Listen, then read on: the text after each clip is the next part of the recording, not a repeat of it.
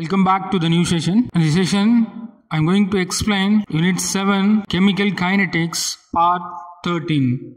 So far we discussed for the last class what are the factors affecting the rate of reaction. So in this class we are going to discuss textbook question and answer. Before that we successfully completed the lesson Chemical Kinetics.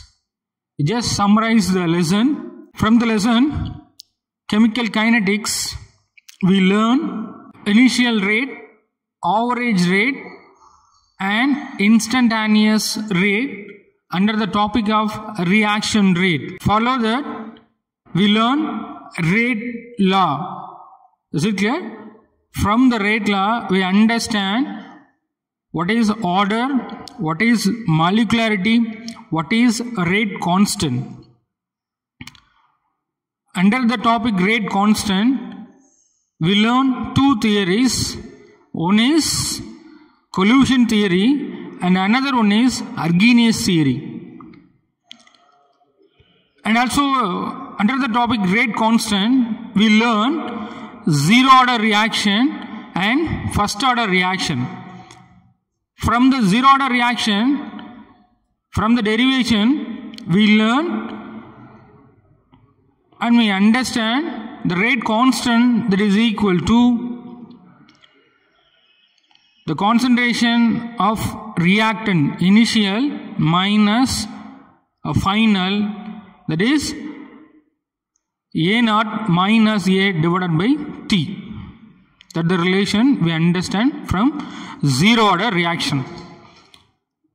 And from the first order reaction we understand the rate constant that is equal to 2.303 divided by T log of the initial concentration A naught divided by the final concentration A. And finally, we learn the topic factors affecting reaction rate or rate of reaction under the topic reaction rate. From the topic, we understand what are the factors are affecting the rate of reaction. First one is concentration, second one is temperature, third one is catalyst, fourth one is surface area. These are the factors which are affecting the rate of reaction. To that, we successfully completed the lesson. So next we are going to discuss the textbook book back question and answer. The first question is define average rate and instantaneous rate. So from the lesson we understand average rate and the instantaneous rate. Is it clear? So which is considered as a 2-mark question. Is it clear? So right, the average rate is nothing but it is a rate between the intervals of time. Is it clear? And the instantaneous rate is nothing but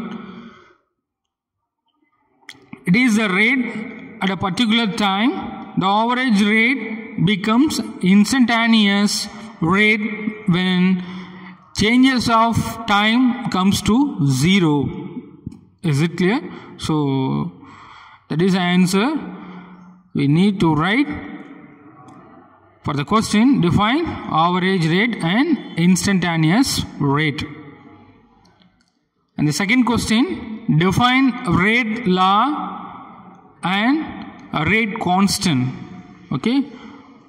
So the rate law for a general reaction, you just consider this general reaction. Small a and small b is considered as a number of moles of reactant. If we are going to write the rate law, the rate law is directly proportional to the concentration of reactant raised to the power x, the concentration of B raised to the exponential power y. Okay, here consider x and y is a number of moles of reactants. Is it clear? So rate that is equal to, when we cancel the proportionality, the rate constant will comes, k is nothing but a rate constant and the concentration to the power of x and the concentration B to the power of y. Okay, and rate constant is the same as rate of reaction when the concentration of all reaction is unity. Is it clear? Rate constant is written by the symbol K, which is nothing but all the reaction is considered as a unity for a same. Rate constant is the same as rate of reaction when the concentration of all the reactants is unity. Is it clear? Okay. And the third question, derive the integrated rate law for zero order reaction. Consider a general zero order reaction. A is a reactant, gives a product. So the answer is, we need to integrate the rate law for zero order reaction. So there is a rate relation for zero order reaction for given general reaction, rate that is equal to K into the concentration A increases to the power 0. Is it clear? Already we discussed. Here only we understand what is answer for the question. Is it clear? So here from the rate law we write differential equation. From the differential equation we need to write the integrate equation. From that we understand K that is equal to initial concentration minus final concentration divided by T. Is it clear? That is an answer which is considered as a 5-mark question. Okay. And the fourth question is, define half-life of reaction so that for a first order reaction half-life is independent. Is it? So here from the first order reaction half-life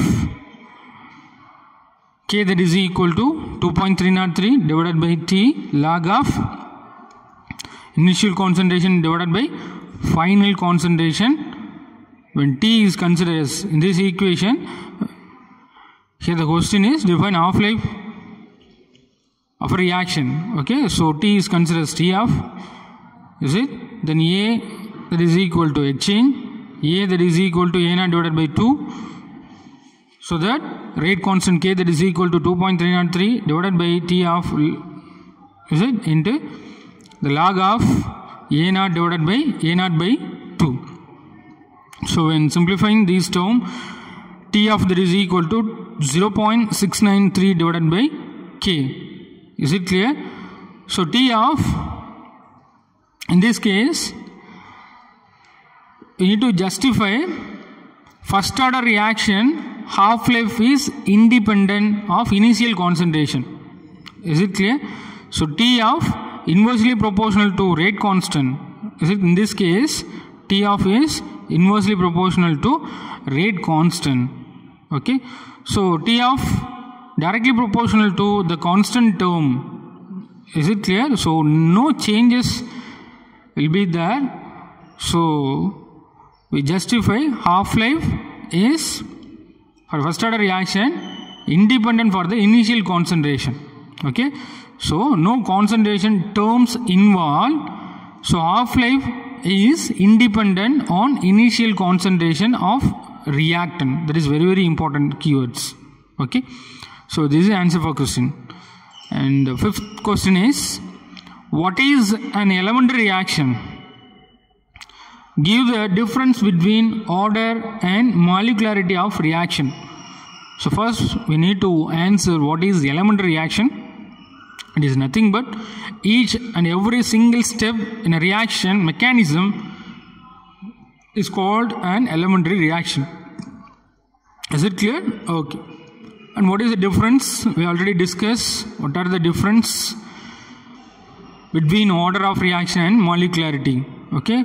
So order of reaction, it is experimentally determined. Okay. Order, it is not a theoretical one. It is experimentally determined by the rate law. Okay.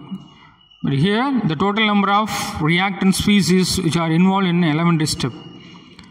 Order may be 0, fractional, integer, but the molecularity is always whole number, cannot be 0 or fraction. An order of reaction assign overall reaction. Here molecularity assign each elementary step of mechanism. Okay. So sixth question is explain the rate determining step with example. Okay. So rate determining step. So from the lesson under the molecularity topic we discuss the rate determining step and example. Is it clear? So the answer is consider the general reaction. Peroxide react with iodine ion. Here iodine ion as a catalyst. So the dissociation or decomposition of peroxide will give the product of water and oxygen. So the mechanism of these reaction, from the lesson we understand the mechanism. So we just conclude the overall reaction. Okay. So from that, step 1 is considered as a rate determining step because in this step peroxide and iodine ion are involved, hence it is a bimolecular reaction. Already we discussed what is molecularity. Is it clear? Molecularity, the total number of reacting species which are involved in an elementary step or reaction. Okay. So here explain the rate determining step. In this decomposition of peroxide reaction, 2 steps are involved for the product formation. We are going to identify what is rate determining step. Here step 1 is a rate determining step which is considered as a slow step. So reaction எவ்வளவு தூரம் ஸ்லோவா நடக்குதோ அதை பொறுத்து தான் rate வந்து இந்த ரியாக்ஷன்ல determine பண்றோம். So that it is considered as a rate determining step. From this step, 2 reactant, what is peroxide and iodine ion are involved, so that it is a bimolecular reaction because peroxide 1 mole, iodine ion 1 mole. So 1 plus 1 2, which is considered as bimolecular reaction. Okay, that is the answer for our question. And 7th question is describe the graphical representation of first order reaction. So the first order reaction, from the derivation we understand K that is equal to, that is a rate constant that is equal to 1 by T ln, that is a natural logarithm base E. Okay, ln initial concentration divided by final concentration. Is it clear? So we can possible to write exchange KT that is equal to ln initial concentration minus ln final concentration. Is it clear? So when possible to write by exchanging ln A that is equal to minus KT plus ln initial concentration. Is it clear? So from the relation for straight line slope y that is equal to minus mx plus c, from this relation we can possible to draw the graph, a plot of ln A versus time. It gives a straight line with negative slope. So here y-axis is ln A and x-axis is time. M is considered as K, which is negative slope, and C is ln A naught, which is nothing but the intercept in y-axis. Is it clear? So which gives a negative slope is very, very important. So the slope that is equal to minus k and the intercept that is equal to ln A. Is it clear? From the y-axis, the intercept that is equal to ln A naught. That is the intercept point. Okay. So that is the answer for a question. The graphical representation for first order reaction. So the next question, question number 8. Write the rate law for the following reactions. First one is a reaction that is 3/2 order in X and 0 order in Y. Second, a reaction that is a second order in NO and first order in Br2. So the answer for the first option, A, rate that is equal to rate constant X, the concentration X rise to 3/2.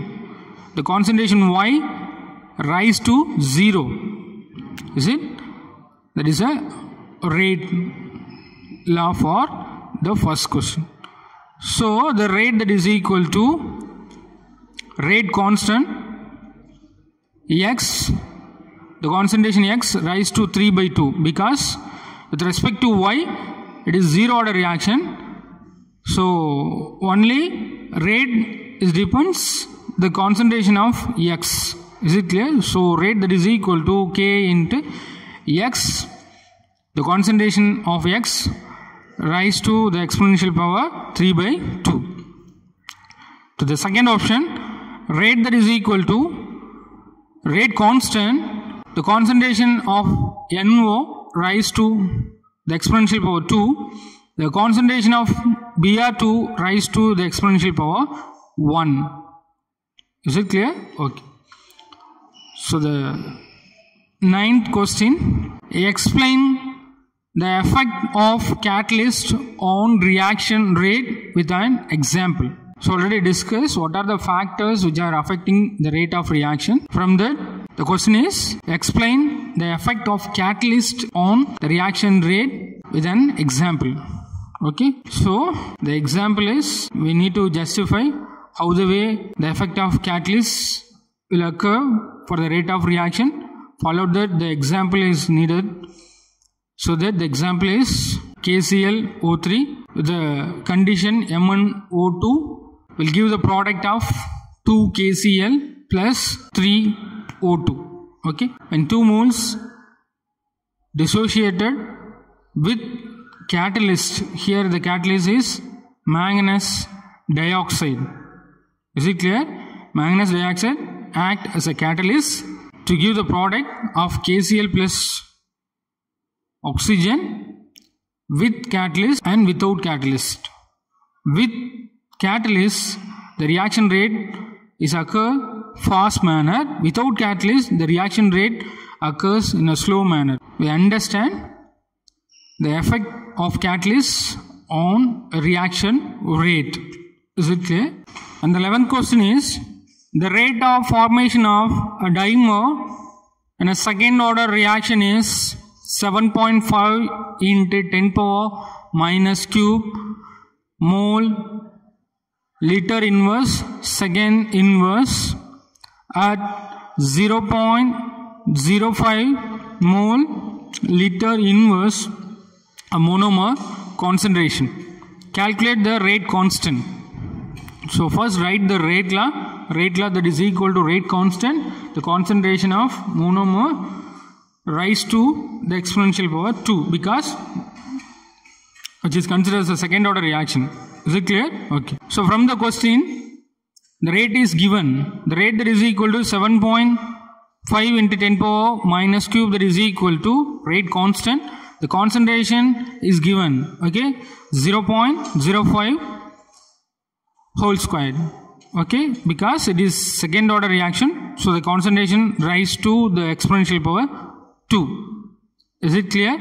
So that from this question, what is, we need to know that rate constant. Okay, so rate constant, that is equal to 7.5 into 10 power minus cube divided by 0.05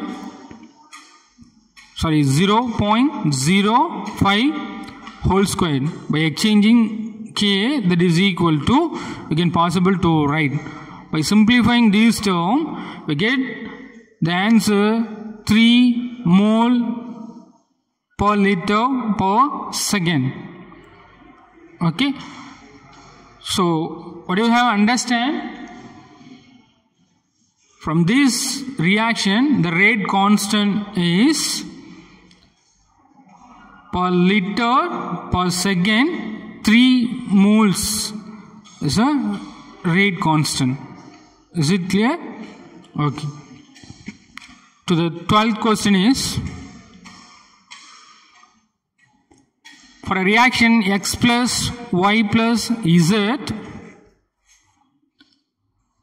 it gives a product.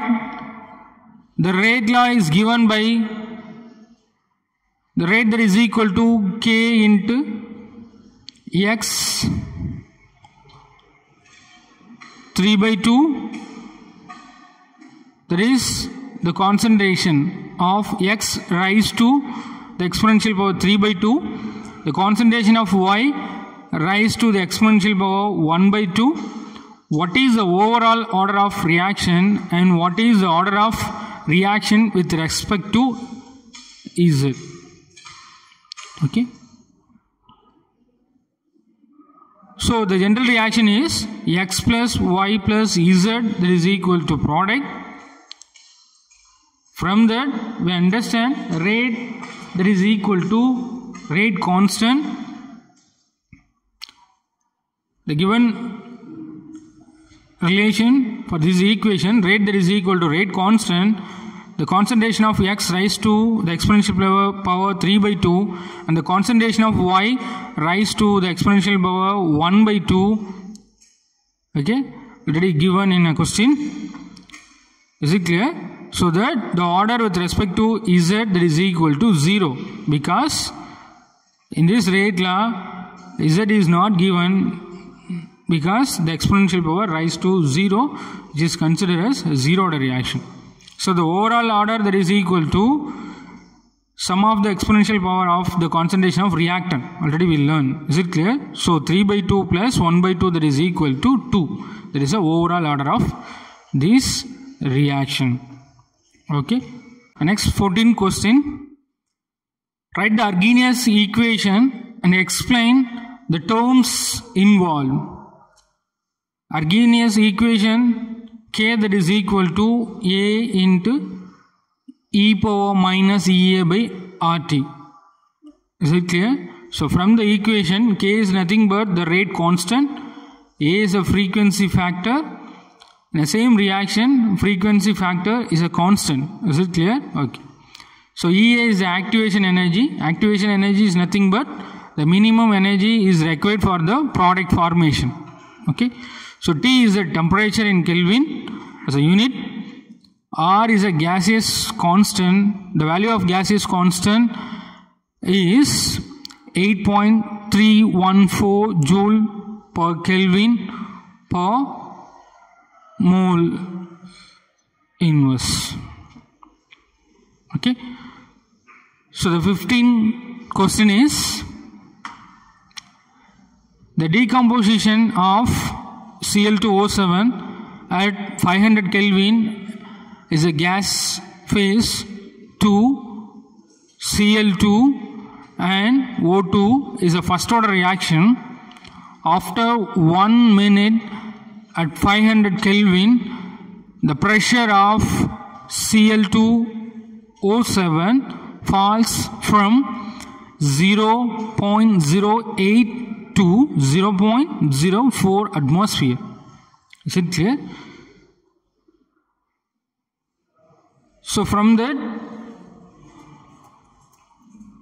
calculate the rate constant in second inverse.